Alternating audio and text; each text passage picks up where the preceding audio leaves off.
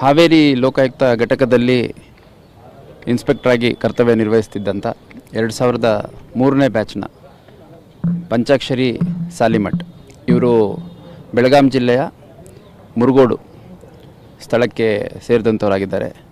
ವೀರಯ್ಯ ಮತ್ತು ಪಾರ್ವತಿ ದಂಪತಿಗಳ ಸುಪುತ್ರ.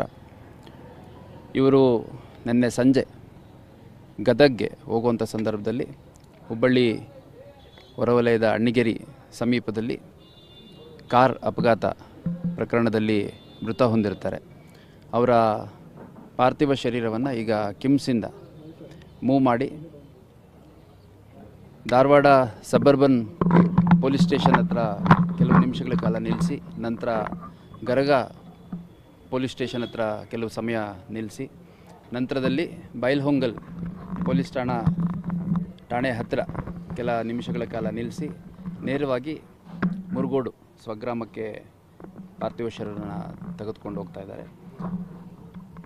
ಇವರು 2003ನೇ ಬ್ಯಾಚ್ನ PSA ಆಗಿದ್ದು ಹುಬ್ಬಳ್ಳಿ ಧಾರವಾಡ ಸೇರಿದಂತೆ ಗುಲ್ಬರ್ಗ ಹಾಗೂ ಬೇರೆ ಬೇರೆ ಜಿಲ್ಲೆಗಳಲ್ಲಿ ಕರ್ತವ್ಯ ನಿರ್ವಹಿಸಿದ್ದಾರೆ.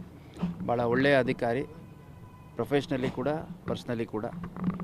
ಮೃತರು ತಮ್ಮ ಶ್ರೀಮತಿ ಶೀಲಾ ಮತ್ತು ಇಬ್ಬರು ಮಕ್ಕಳು ಚಿನ್ಮಯಿ ಮತ್ತು ತನ್ಮಯಿ ಸೇರಿದಂತೆ ಅವರ ಎಲ್ಲ ಸಂಪೂರ್ಣ ಕುಟುಂಬ, ಬಂಧು ಮಿತ್ರರು ಹಾಗೂ ಸ್ನೇಹಿತರು, ಹಿತೈಷಿಗಳು ಎಲ್ಲರನ್ನೂ ಅಗಲಿ ಹೋಗಿರುವಂಥದ್ದು ಭಾಳ ಆಘಾತ ತಂದಿದೆ ಇಲಾಖೆಗೂ ಹಾಗೂ ವೈಯಕ್ತಿಕವಾಗಿ ನಮಗೂ.